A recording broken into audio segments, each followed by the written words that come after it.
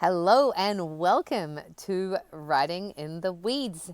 We're back with Ginny and Tash, and today we have a super fun episode that has really been inspired by the week that we have been having. The topic of this show today is about managing your batteries and really understanding that when things happen, it's not actually ever really about you. Like, it's always about you, but it's also never about you. And so much of our getting stuck in the weeds is because we get stuck thinking that it's actually us. And when we think it's us, we isolate and we don't look for the ways out of the weeds. We actually get stuck in the weeds because we're thinking that it's our problem. And when actually, in every area of life, it comes down to being a management problem. So I've got some super cool analogies to throw at you. Jenny's got some super cool stuff that has come up for her. Stay with us if you completely understand that some days everything is going amazing, and then other days you're in the weeds and you kind of get stuck in your head and you forget that, you know what? It's not really actually about you. So let's get started. Jenny, how are you doing today? I'm doing better. Slowly but surely doing a little better after this week that I've had. It's been pretty bumpy. So how are you doing today? I'm doing much better too. It's I've had a bumpy week, but it hasn't quite been as impactfully bumpy as yours. Yours was definitely outside stuff happening that really sucked, for lack of a better word. And mine has just kind of been, I'm not even really sure where I started on Monday. I feel like I've been on a roller coaster. You've had some tough stuff go on. Yeah, So yeah. I'm sorry that your week went the way that it does. So do we want to start there and then we'll kind Yeah. of circle around? I'll share that I had a very dear friend who lost a horse this week, and this horse was probably as close as I could be to a horse that wasn't my own. I've known her for about as long as I've had my horse, which is about 16, 17 years. And I had been exercising her, and we called her sister. They were sisters. The girls had been together for also like 18 years. So I had been working them once a week for my friend for about 2+ years, in addition to having boarded them for a while with me. And so they've been in my life for a long time now. And we lost Belle this week. And no matter how that happens, you're never prepared. It just does not matter. So that's been really tough, and it kind of blew my whole week out of the water. It happened Wednesday, but that wasn't a whole lot of my week to get started with. And then the rest of the week just, I was grieving a lot and just trying to feel all those emotions. But what super struck me is, we had planned to record Wednesday, actually. And so, of course, I was messaging you, and I'm like, hey, things are, like, I have no idea what's happening right now. I don't know how long I'm going to be here. And, it's funny because when I finally was able to take a minute and check my messages and stuff, you were like, oh, yeah, I'm not having a great day either. I mean, obviously mine was pretty powerful, but you weren't in a good space either. And then I got an email from a coach that I follow, and literally the title of it was, "It's been a rough week, y'all." And by now, like, I'm not laughing, but it's happening everywhere. And then I got another email from a different coach I follow who also acknowledged how hard the week was. And then I was on Facebook, and there's other people talking about how hard the week was. So I don't know what was in the air this week, but it was not good. You know So what just struck me is, what was actually in this week was love. Like, Valentine's Day the happened this irony, the week. irony. Wednesday, yes, the day we lost Belle was Valentine's Day. Yeah. Yeah.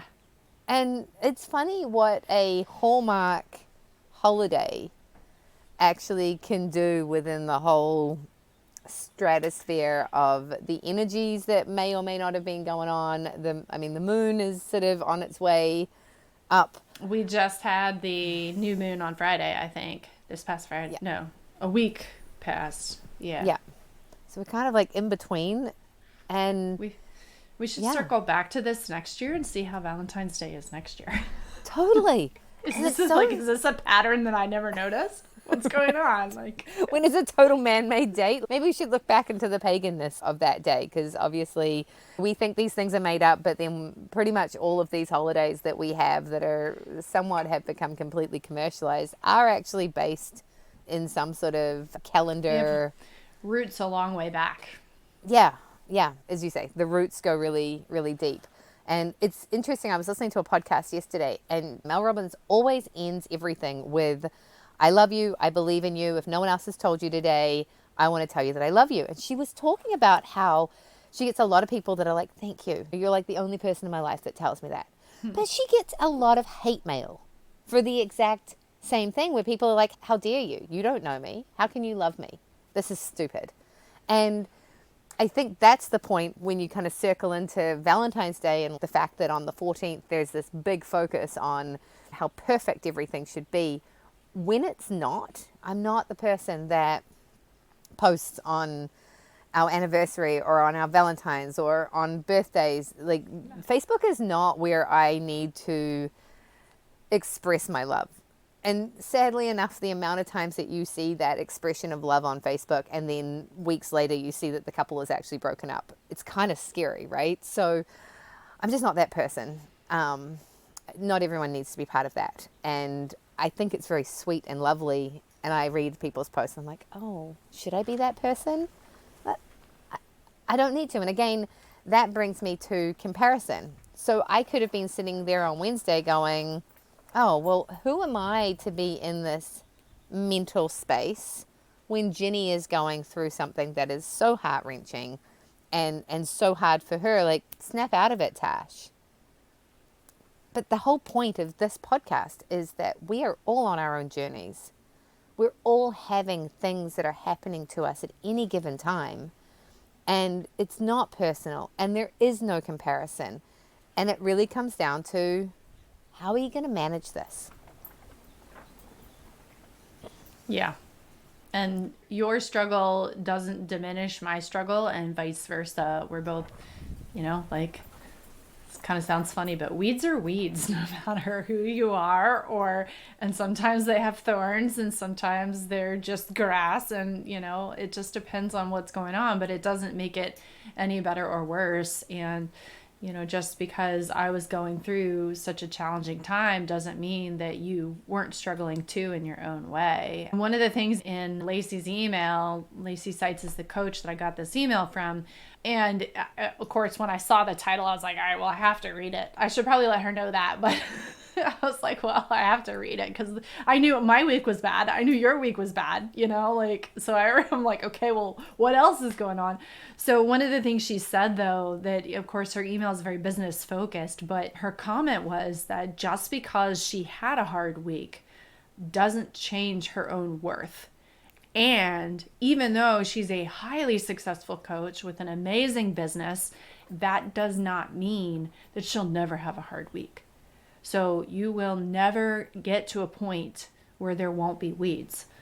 It's never going to happen. You have to understand that that is part of being human. It's part of life. It's just part of the experience here. And so when you recognize that, I think it takes a little pressure off for things to be perfect. Like they're not going to be ever. And so when you know there's going to be weeds, then you can deal with that appropriately. And it doesn't mean anything about your worth or your value or who you are as a person. Weeds are just weeds. They exist. That's part of our experience. It's part of the contrast of being able to see, the difference between experiencing the weeds for what they are, experiencing the rain for what it is, and then the rainbow that comes later, or the garden that blooms.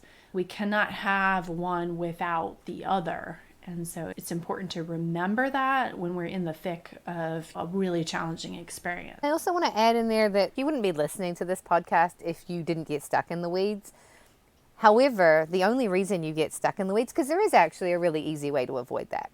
And this kind of cycles back to what we talked about last week. If you just stay comfortable, or you stay uncomfortably comfortable, and you don't push, and you have no expectations of yourself being better, and you've just got a relationship that's average, and you're not really happy with the guy or the girl, but at the same time, it's easier to be in the relationship than it is to do anything about the problems in the relationship. So you just stay there, and you just accept it, well, you're kind of just in a neutral place. But if you are somebody that wants more, whether it's you want to look better in the dress, you want to be stronger, you want to make sure you age well, you want to give more to the world, you feel that you have a gift and you really want to be a leader in some way or form, you've started a business in whatever capacity because you want to give more to the world. You have a why that is bigger than just being.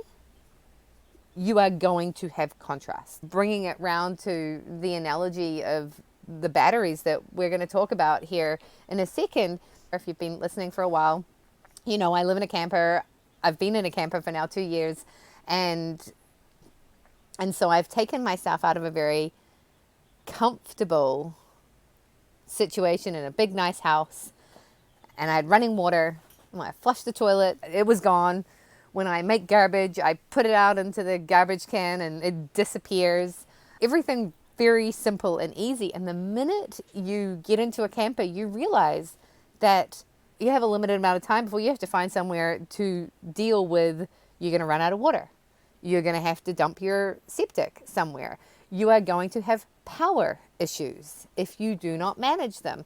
And suddenly it is as simple as being in an environment where you have to manage those things to really realize very quickly that you got to manage your batteries. You got to manage your shit. Because if you don't, then you'll have too much of it. Literally. And literally. And so I was telling Ginny, I was on a coaching call with my pod this week and we were talking, and one of the guys says, I'm constantly reminding myself that even when the sun is not shining, and he was meaning it figuratively, like when the sun isn't shining, I still go to work. And so if I wake up in the morning and I just don't feel like it, I got to figure out a way to make it work and do the things anyway and move stuff forward. And I sat there and I was giggling because at this exact moment in time, I am literally perched on a camp chair next to my power box that has 2% battery in it, hotspotting with my phone because my computer didn't have enough battery to make it through the coaching call. So I couldn't run my Starlink, but my phone was also running out of battery. So, okay, I got 2% battery. So if I sit next to the power box, I can directly plug my computer in, because normally I plug the whole house in, which means I can run the extension cord. I can be sitting in my nice office with my desk. I mean, not that I'm in my maid office here. And I've got like a TV eating tray on top of my legs. And I've got my notes, and I'm so awkward, but I just giggled. I'm like, you're absolutely right, because it was cloudy and I didn't have enough power that day because I had not managed my batteries. So I'm like, literally, when the sun is not shining, you have to figure out, you got to work. I had 3 coaching calls that day that I had to go to, I wanted to go to. And so therefore I was having to manage the 9% battery that I woke up with. And at this point I had 2% left. And it really struck home to me that whether it's your physical batteries, whether you've got too high a cortisol going on, whether you're literally running on solar and you've been doing bad management because I didn't realize we were going to have a cloudy day. So the day before I ran the batteries down, like, you've got to manage your batteries. And when the sun isn't shining, you still got to work. So how am I going to deal with this? And I happened to have enough to get through the coaching calls. And then there were some chores that we needed to go out and do. And we had postponed Valentine's Day because Wednesday wasn't a good Valentine's Day for us as a couple. So we had decided we'd do Valentine's on Thursday instead. And so I'm like, well, I got no batteries, so I may as well go out for lunch. We had to deal with some issues with the dog. So we went to the vet and booked in an appointment for him. And then went to the solar people to manage our batteries, to fix it so that we are going to have more batteries going forward. And all those things I've been putting off because I was working. So it was like, well, this is the day to do it. And it struck it all very much home that you can still work even when the sun's not shining. You've just got to adjust. Yeah. And how much time did we spend laughing this week about the whole battery debacle that you were experiencing? Because it's such an amazing mirror for life. If you don't consciously make that decision to look ahead a little bit, to know there's a cloudy day coming or rain or whatever, to plan and adjust your power usage accordingly. The same thing is true of our lives. And at one point, I remember you messaging me and you were like, I think we're trying to charge 3 bikes, the computer, the phone, and run the Starlink, and it's not working. And I'm like, that sounds like burnout, doesn't it? Right. Like, that is exactly what burnout is for us, is the proverbial burning the candle at both ends in the middle. And you can't do it with solar battery chargers any more than you can do it with your own human body. And it was just such a beautiful reminder of what we need to do. And that when you focus on managing the battery, everything else falls into place. Like, Absolutely. all of that thought that has to go into it is just not there anymore.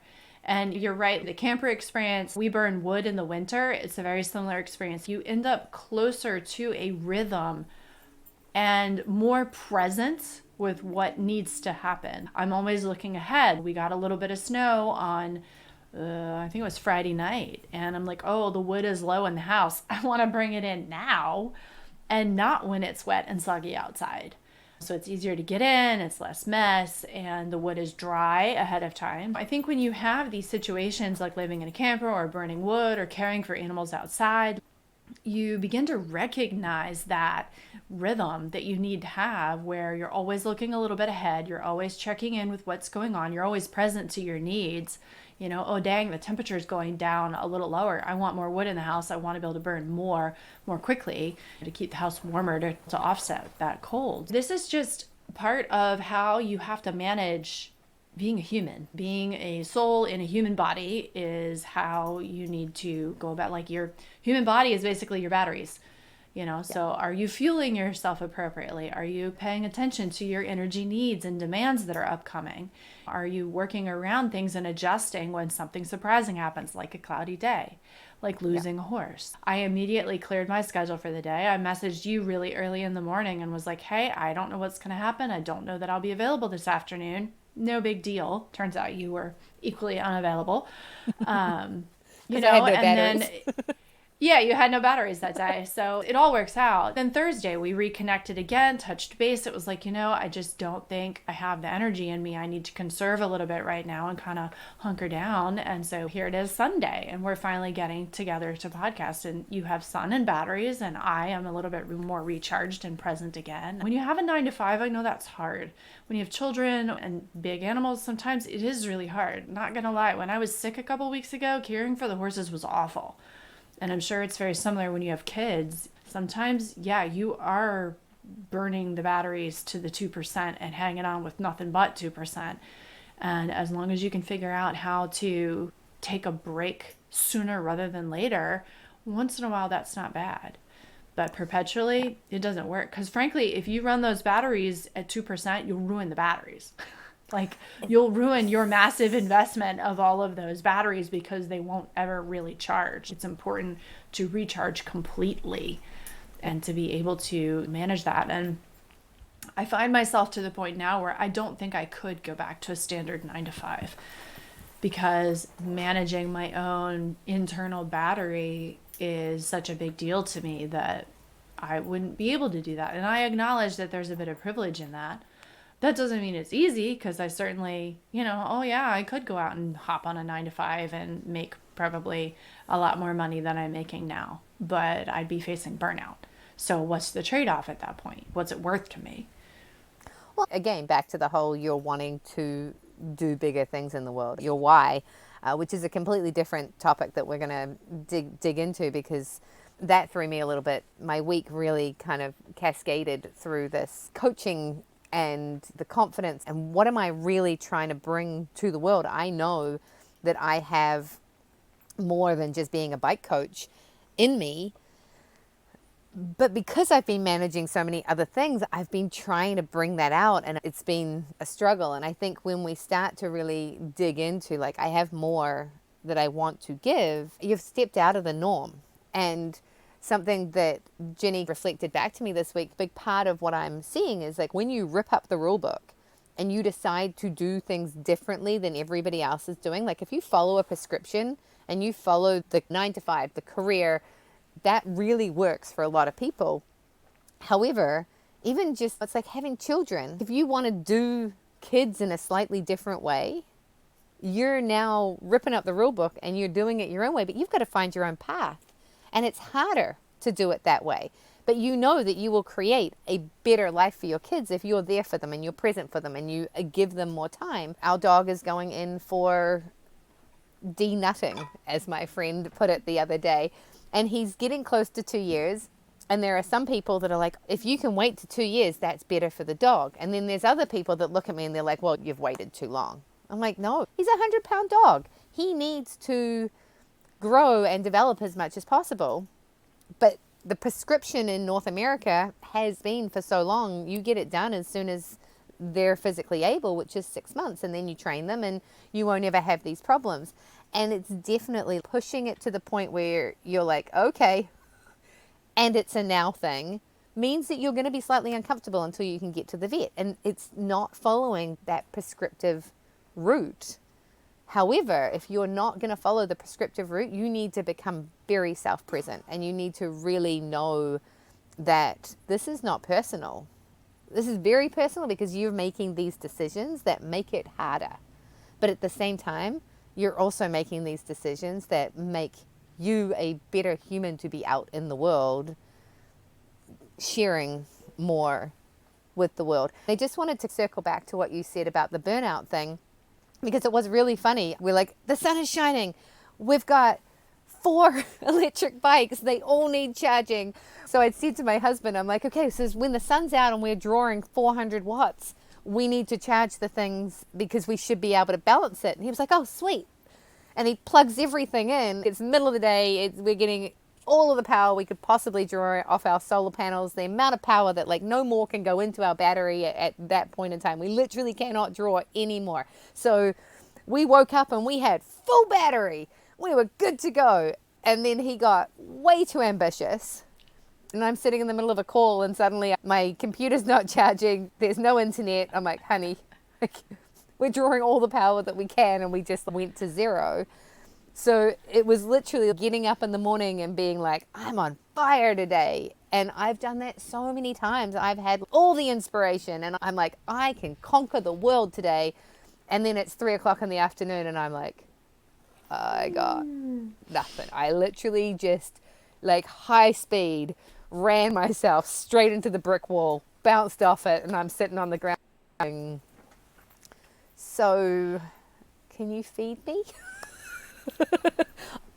I go lie down and I'm probably not getting back up again because I just did exactly what he did when he plugged everything in. And I walked into the camper and I'm like, you've got, he had 4 bikes plugged in that he was charging. It was beautiful. And he was charging my electric zapper, which is my bug killer. And the night before, my bug zapper had died. And we're lying there and there's like 10 mosquitoes on the ceiling.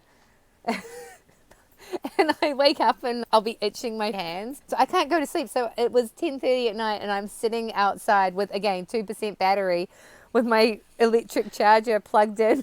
I just need 10 minutes and then I'll be able to protect myself against the mosquitoes. So he was looking after us. He even pulled the GoPro out. It was just a beautiful thing. And how many times have you done that in your life where you've just woken up and you are like ready to go and then you have your favorite caffeine drink and you go out to conquer the world and you don't make it very far because you just went straight burnout. And then, in the next 3 days, you're like, I can't get off the bench. So, yeah, got to manage our batteries and just knowing that you are 100% human. Everybody goes through that.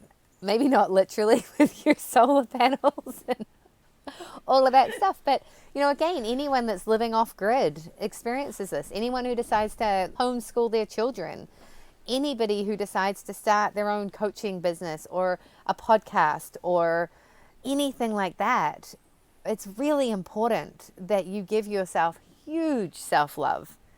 And then anybody around you, you make sure you share that love with them, because they're your team, and without them you wouldn't be getting it. They're your sunshine. Yeah. And I think it's also appropriate to say that sometimes you're going to find that wall by running into it. And that's part of being human and managing your batteries, is that sometimes you don't realize that you're overdrawing, or that something is going to take a lot more energy than you expected it to. And so a lot of times part of it is, in addition to looking forward and trying to plan forward, is just responding in the moment. What do I need in the moment?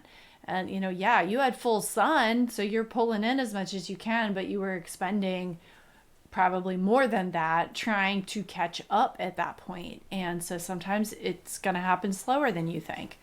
And so there's a huge portion of this. This is just being present with what is, and able to respond and adapt moment to moment, to whatever it is that you need. So, I think that pretty much covers the gamut of it today, that it's really about just paying attention to your internal battery and making sure that you're doing what you need to do to handle whatever happens, whether that is foreseen or unforeseen, because it's going to be both. There's no way to avoid being in the weeds sometimes.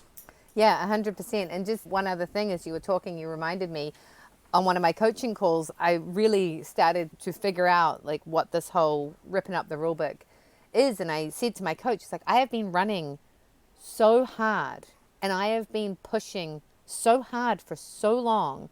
And Betty Gohard has been out there doing it all. And one of the other people on the call had talked about how she works with caregivers to really show them that they matter, and that, yes, you're caring for somebody. And so you start to think that you don't matter, right? Because that person, again, back to the comparison, that person's more important. And I realized, I'm like, oh my God, I really hadn't put myself into this lady's category of clientele. I was like, oh, well, I'm not a caregiver. And in her spiel about the workshop she was offering, I was like, oh my goodness, I've been a caregiver since I was 18 years of age, or 20 years of age, when my now husband had his back injury. And the reason I've been running so hard is because I don't think I matter in this situation. It's okay for me to overrun everything. And my coach was like, pretty much anyone in the age group of like 35 to 80 has actually been, as a female, and I mean males as well, but as females, we have been pushing really hard, and we have not been stopping. And we're all getting to that point where our bodies are like, no, we cannot handle this much cortisol. And I think especially that kind of like 35, 40-year-old to the 60-year-old, we got the power, and we really felt like we needed to do it all. And personally, my hardest thing this week was I cannot push anymore.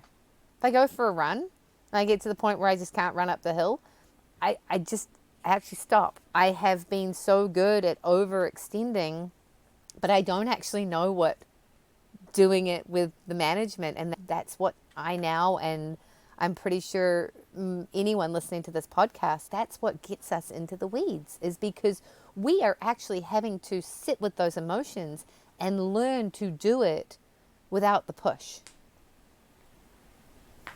Yeah. Well, it's uncomfortable. It's uncomfortable to decide not to push through. Just like it's uncomfortable to sit in the dark when your battery dies. Like it's the same thing. And I mean, this really touches upon the wealth of research out there about traumatic childhood events and about autoimmune disorders and all of that stuff, particularly in women. Saw a statistic recently that 4 out of 5 women will have an autoimmune disease of some kind. And that's part of where it stems from, is that we are just overgiving ourselves and our batteries can't handle it. And the faster we can figure out how to respect wherever our battery is, and to own that and say no, and choose to refill the battery, choose to be prepared for, okay, maybe I do have a busy day coming up. What am I going to do instead? how am I going to manage that? I think the faster we'll all start to heal. And I'm a believer that when we do these things, it's a ripple effect to all of those around us. So that includes our children and that includes our parents. And that's what I think we are all being called to. I mean, like, this is not anything that there aren't half a dozen, dozens probably, of other people talking about right now. And I know that's why a lot of people choose to go into business for themselves. But many times we end up replicating the same energy patterns that we had in jobs in our businesses. And you really have to consciously choose to do it differently. And sometimes, especially in the beginning, that feels like it takes a monumental amount of effort, and or it feels like, geez, I can't get anything done. Yeah. Or I'm just a Like, failure. yeah. Wednesday, I pretty much didn't get anything done because I was at the barn all day for the most part. And then Thursday, I let my day go. There really wasn't a whole lot that I did because I just didn't have the capacity to do it. And I had plenty of things on my list, but I was like, you know what? My own mental well-being is more important. And it's more important to me that I focus on that, because the faster I get that back in line, the faster I can get back into doing all of the other things. Yeah. And I knew I had a busy day on Friday, so I knew that if I didn't take that time on Thursday, then I was going to be no good for even longer. I was going to accomplish less on Thursday and not be able to accomplish anything more for more days. So it's so super important that we start really exploring this and asking these questions for ourselves. What does it take to maintain my battery? What does it take to manage my battery? To be able to handle the surprises and to be able to handle the things that we know are coming. Because if we don't ask these questions, it gets worse and worse until your body does shut down. Yeah. And I don't want that for anybody. I don't want that for myself. I don't want that for anybody else.